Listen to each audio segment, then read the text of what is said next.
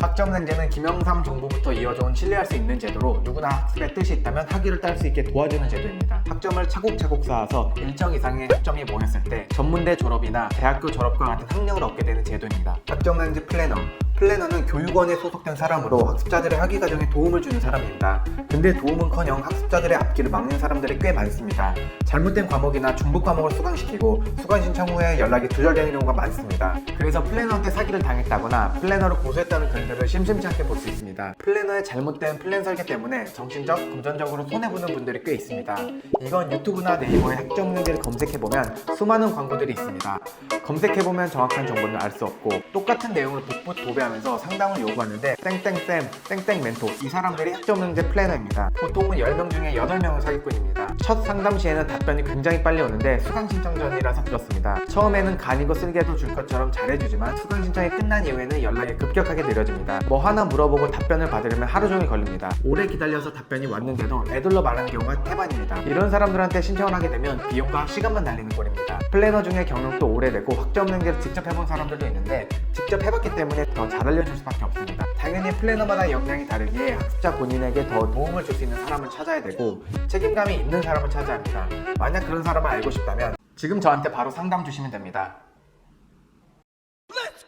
현실 후기 간혹가다 학점은행제 학위증이 대단한 스펙이라고 생각하시는 분들 계신데 돈과 시간만 있다면 딸 수 있습니다. 이렇게 따기 쉬운 학위증조차 무능하고 책임감 없는 플래너의 잘못된 설계로 못 따는 분들이 계셔서 참 안타깝습니다. 학점은행제로 학위를 취득하게 되면 졸업장이 아니라 일반 학위증으로 나오게 되는데 단지 종이 쪼가리 한 장이며 그냥 2년제, 4년제 졸업장과 동등한 효력을 발휘해서 지원 자격만 갖출 수 있는 정도라고 생각하면 됩니다. 이걸 하나의 스펙이라고 생각하는 순진한 분들이 계신데 현실은 그렇게 만만하지 않습니다. 학점은행제로 편입을 한 이후 학점은행제 꼬리표가 붙어서 취업에 불이익이 있다고 하는데 개소리입니다.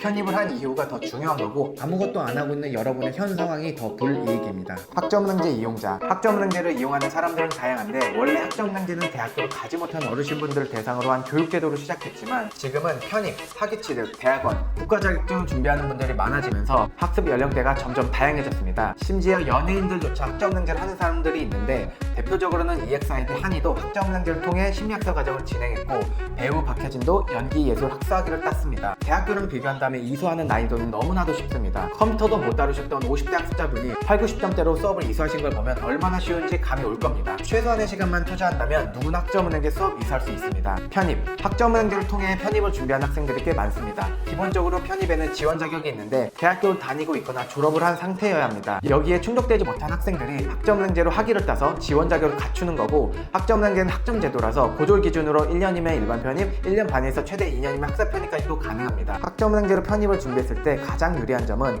편입시험을 공부할 시간이 많이 확보된다는 겁니다. 학점은행제로 준비하면 편입시험에서 불이익이 있거나 비동일 계열이라 불이익 받지 않냐고 물어본 사람들이 있는데 팩트를 말씀드리겠습니다. 그건 여러분의 편입시험 점수가 낮아서 그렇습니다. 저와 같이 준비했던 학생들은 원하는 학교에 갔고 심지어 인서울 상위권 학교 8관왕을 했던 학생도 있었습니다. 다시 한번 말씀드리겠습니다. 학점은행제는 아무 잘못 없고 여러분의 성적이 잘못됐습니다. 대학원 기본적으로 대학원은 4년제 졸업한 사람들이 갈 수 있고 본인의 최종 학력이 4년제 졸이 아니라면 대학원 역시 학점은행제를 통해서 가능합니다. 학점은행제를 이용하면 1년 반 만에 4년제 졸업장을 딸 수 있습니다. 그러면 4년이 아닌 1년 반 만에 대학원 준비 과정이 마무리가 됩니다. 학위취득 직장인 분들 중에 최종 학력이 고졸이거나 전문대 졸업이라서 진급이나 연봉 협상에서 손해를 보고 있는 분들이 계십니다. 대학교를 다시 가자니 수능 공부를 해야 되고 막막하실 겁니다. 간다고 해도 2년, 4년 동안 학교에 가야 되는데 직장인은 현실적으로 불가능하죠. 그런 분들을 위해 최적화된 게 학점은행제입니다. 고졸 기준으로 2년제 졸업장은 8개월, 4년제 졸업장은 1년 반이면 딸 수 있습니다. 2교대, 3교대 하는 사람들도 충분히 학점은행제와 직장생활이 병행이 가능합니다. 이건 플랜을 어떻게 설계하느냐에 따라 기간이 단축될 수도 있고 늘어날 수도 있습니다. 국가자격증